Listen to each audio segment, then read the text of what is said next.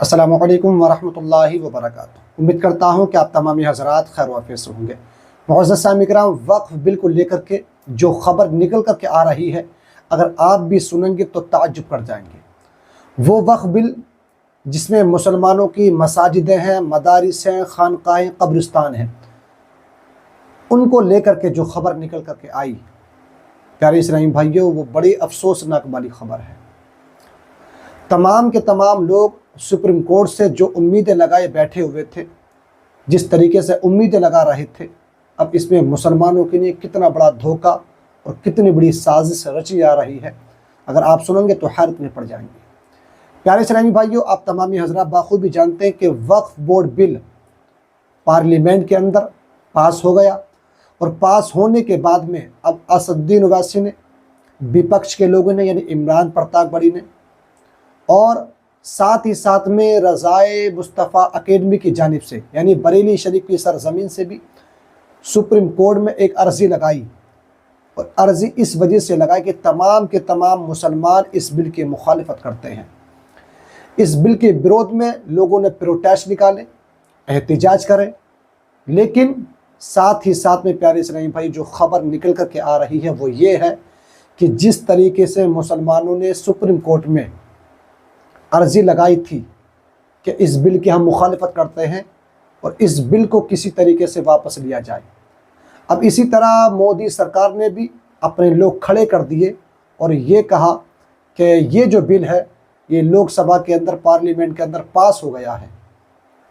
अब इस पर गौर व फिक्र ज़्यादा करने की ज़रूरत नहीं है, ज़्यादा तो बहुत बड़ी बात है, गौर व फिक्र करने की ज़रूरत नहीं है, क्योंकि ये बिल जो है लोकसभा के अंदर पास हो गया।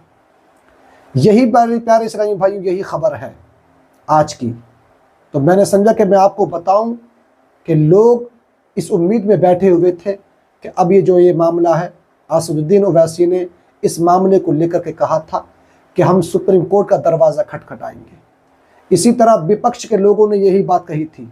अब हमारी जो आखिरी उम्मीद बची है वो सुप्रीम कोर्ट है, लेकिन इसके उम्मीद के साथ ही साथ में मोदी सरकार ने जो मुसलमानों के साथ में एक बहुत बड़ा खेला कर दिया है और इसमें मुसलमानों के लिए कितनी बड़ी परेशानी आएगी आप तमामी हजरात देख ही रहे हैं।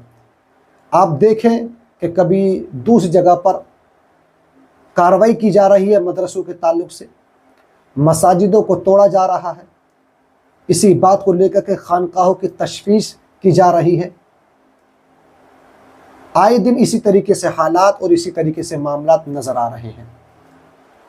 अब आखिरी दरवाज़ा सुप्रीम कोर्ट का बचा था, लेकिन मोदी सरकार ने वहाँ पर भी अपने लोग खड़े कर दिए इस कोशिश के साथ कि ये जो मामला है ये लोकसभा के अंदर पास हो गया।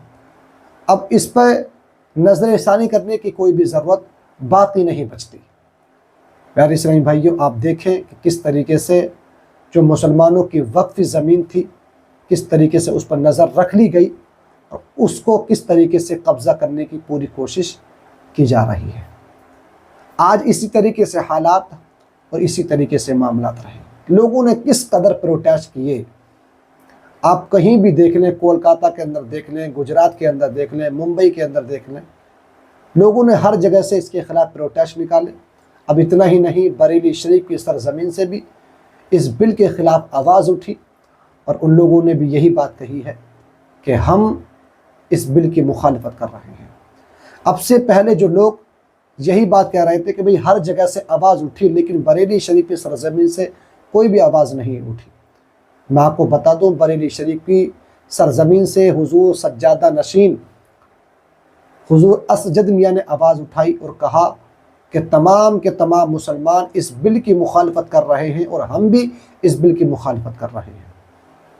अब उन्होंने भी ये अर्ज़ी सुप्रीम कोर्ट में लगाई है, लेकिन अभी तक इसकी कोई भी सुनवाई नहीं हुई है। अभी तक हमारे पास में जो जानकारी मिली, जो ख़बर हम तक पहुंची, वो यही है कि जिस तरीके से मुसलमानों ने सुप्रीम कोर्ट में अर्ज़ी डाली थी इस बिल को लेकर के, इसी तरीके से मोदी सरकार ने भी अर्ज़ी डाल दी।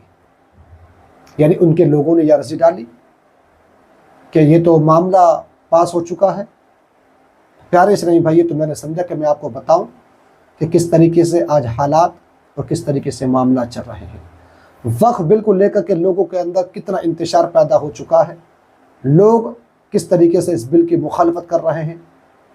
उन्हें वक्त मिल रहा है तो वो प्रोटेस्ट भी कर रहे हैं, इसका विरोध भी जता रहे हैं। लोगों ने अब से पहले बाजू में काली पट्टी बांधी थी इस ख्याल से कि हम इस बिल का विरोध कर रहे हैं, लेकिन कोई भी असर नहीं होता। प्यारे इस्लामी भाई, होता है तो सिर्फ और सिर्फ जिस तरीके से मोदी सरकार चाहती है उसी तरीके से होता है। लोगों को प्रोटेस्ट में कोई भी वजूद नहीं रहा, उनके बाद में वो अहमियत रही नहीं कि जिसकी वजह से ये बिल वापस किया जा सके।